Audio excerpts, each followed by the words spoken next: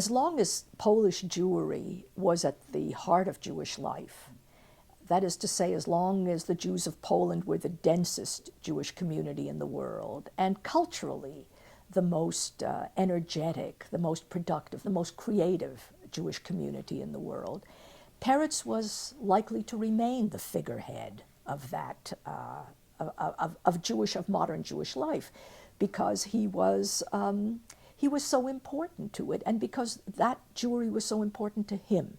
He was invested in it with all his life and being.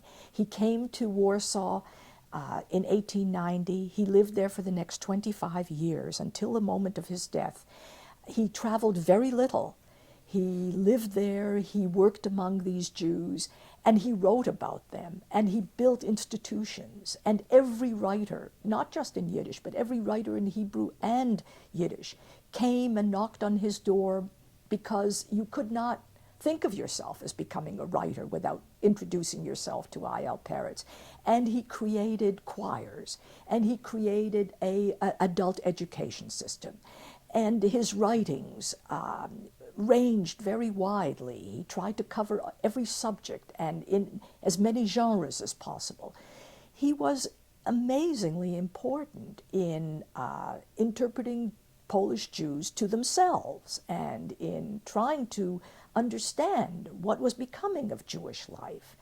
A real intellectual, and today we would say a public intellectual of the first order, and a very ideational writer. That is to say, the kind of writer whose stories you could discuss and discuss, that you wanted to talk about all night.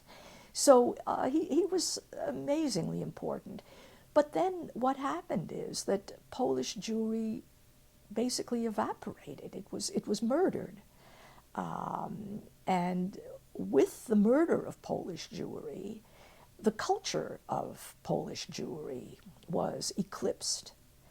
And everything that had grown out of that Jewry still continued to live, because the Jews who came to America, the Jews who went to Palestine, the Jews who went to Argentina, the Polish Jewry spread all over the world, and it spread its richness all over the world. But the problems that arose elsewhere were very different from the ones that had exercised Peretz and that community.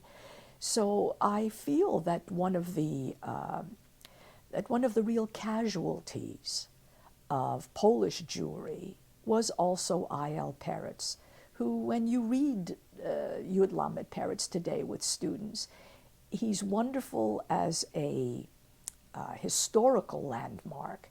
It's a wonderful vehicle through whom to present some of the problems that existed at that time. But it does not seem contemporaneous in the way that some other Yiddish writers still do.